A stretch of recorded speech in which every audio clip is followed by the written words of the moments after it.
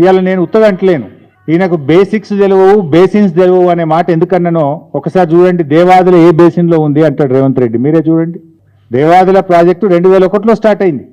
ఇది దేవాదుల కూడా గోదావరి బేసినే కదా, ఇది దేవాదుల కూడా గోదావరి బేసినే కదా. దేవాదుల కూడా గోదావరి బేసిన్ అని అడుగుతుండు.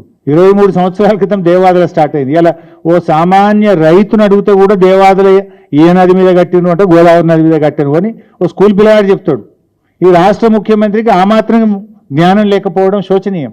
అదేవిధంగా ఆయన మాట్లాడుతూ బనకచెర్ల ఏ బేసిన్లో ఉంటుంది అంటాడు. Banachcherla A basin? Banachcherla is a reservoir, sir. That's okay. That location. It is in Prakasham Jilla, sir. Prakasham Jilla. Prakasham And Jilla. then you are basin.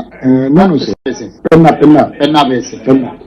So they are shifting Godavari basin to Penna basin. Penna basin, yes. అంతే కదా. Via Krishna basin. By Krishna. Godavari to Krishna to Penna. That is 3 basins. Okay. Revanth Reddy గారు తెలుసుకోవాల్సింది ఏంటంటే, బూతులు తెలుసుకున్నంత సులువు కాదు బేసిన్ల గురించి తెలుసుకోవడం.